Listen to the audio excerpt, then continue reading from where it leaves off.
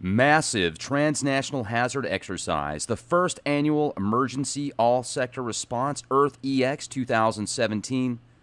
This is just 2 days. This will be held just 2 days after the total solar eclipse, August 21st. This is going to be held the 23rd of August, which, according to many, is just 1 month prior to the Revelation 12 sign of September 23rd, when we are supposed to see a great sign appearing in heaven, a woman clothed with the sun, with the moon under her feet, and on her head a crown of 12 stars. She was pregnant and was crying out in birth pains and the agony of giving birth. That's Revelation 12, 1 and 2. This is supposed to be the star charts and planet alignment that is supposed to match up. Revelation 12 sign, September 23rd, 2017. So 1 month, literally 1 month after, no, I should say a month and, yeah, so a month after this exercise is supposed to be the Revelation 12 sign. Now, what does that mean? It involves the alignment of the constellations of Virgo, Leo, the Sun, Moon, and planets Mercury, Mars, Venus, and Jupiter. So let's go back to the Black Sky, Black Start Project Protection Initiative. That's going to be 2 days after the total solar eclipse. This is to restart infrastructure, ensuring that most or all of the Black Start systems remain fully operational, being fundamental for national security.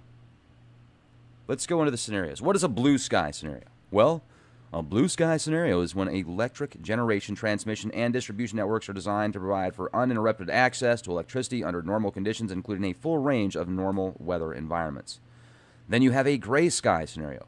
Severe weather, like Superstorm Sandy, and other stressing hazards can cause occasional serious interruptions in electric service, typically when local or regional damage to power lines and other distribution hardware cause a shutdown to prevent more serious damage to the system. In such instances, restart of generation facilities generally use power coming in from outside the affected area.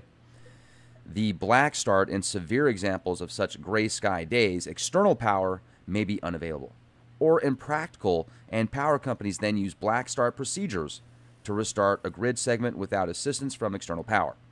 Outages in such scenarios result from pre-planned shutdowns designed to prevent damage or major hardware elements.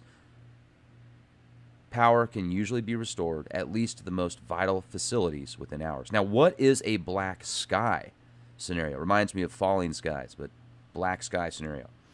And remember, guys, let's go back to a bill that was extended and amended 5/2/2017 to coordinate the development and implementation of federal government activities to improve the nation's ability to prepare, avoid, mitigate, respond to, and recover from potentially devastating impacts of space weather events. And I'm thinking of the solar eclipse. I'm thinking of the over 2,000 satellites in the atmosphere in orbit right now. Will the alignments of the planets and the stars have anything to do with? Will they affect the satellites? Will this total solar eclipse affect the satellites? Well, this bill also coordinates the activities of the Space Weather Interagency Working Group, which shall be established by the National Science and Technology Council, to continue coordination of executive branch efforts to understand, prepare, coordinate, and plan for space weather. An effective mechanism for improving weather and climate data, an agency collaboration model that could benefit space weather observations. Space Weather Research and Forecasting Act. This, H.R. 4702, has been extended until 2030.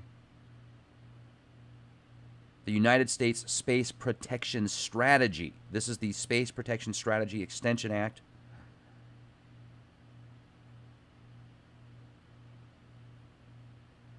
Section 911 of the National Defense Authorization Act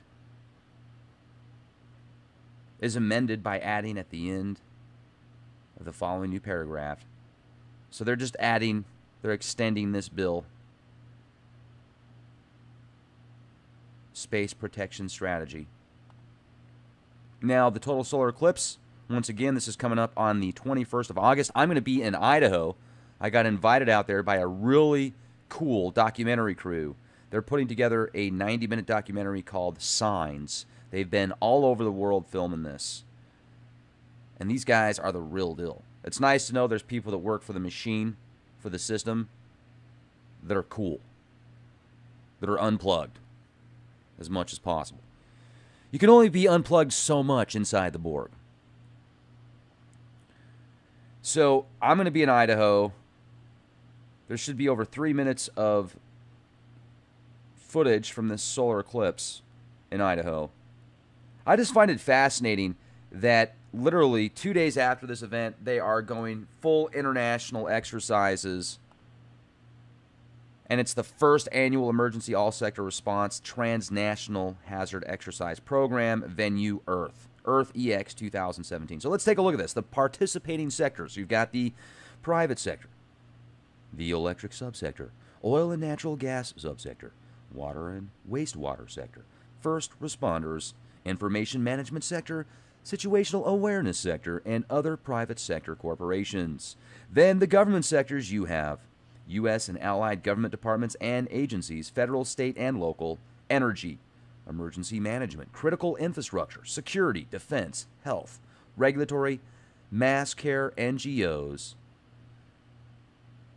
The EIS Council hosts national and international collaboration on resilience and whole community restoration and response planning, addressing severe national and global scale hazards to lifeline infrastructures. So what are these guys doing to protect the nuclear reactors? What I would like to know is there a backup plan for every nuclear reactor in case it loses power so that it can stay cool enough so it doesn't go into meltdown mode like Fukushima? There's 100 reactors in the States, approximately. Now, if there's some major event, there needs to be some precautions and some security measures set aside, a backup energy source for each reactor. Isn't it amazing that it's the year 2017 and we still use nuclear energy to steam water so you can have air conditioning? And of course, the military-industrial complex will have spent fuel waiting somewhere in some storage facility, probably inside of cat litter in a plastic barrel like we've found before at the WIP facility where they store nuclear waste. My goodness. Isn't there enough already that we could use? Guys, come on. Now, space weather opportunities. 2,271 satellites are listed at the Goddard Space Flight Center, currently in orbit, over 2,000 of these things. Now, what happens if this total solar eclipse or an asteroid or a comet or an EMP or a solar flare, some crazy space debris, starts knocking some of these satellites out of whack? Then what? Then what happens to the GPS and everything else linked to the satellites? Are these guys worried that this eclipse is going to bring some earthquakes or some natural disasters? Is that why they are testing for international reboot? For an international reboot, essentially? I mean, this is crazy. The Earth EX 2017 first annual emergency hazard exercise, transnational. 2 days after. What's your thoughts, ladies and gentlemen? Make sure to support our sponsors, GetTheT.com, for the best in detox products, healthcare products. Also, have you subscribed yet to LeakProject.com? What the heck are you waiting for? Just do it. Just do it. LeakProject.com. And as a premium member at LeakProject.com, it's $10 a month, $50 for the year. You'll get access to 1,100 podcasts growing daily, downloadable, streamable, ad-free. And you know what? That $10 a month greatly helps Leak Project. So that's my shameless plug, ladies and gentlemen. Thank you for being here with me. Question everything if you want to know more. Be excellent to each other. And it's always a good day to be the change you want to see.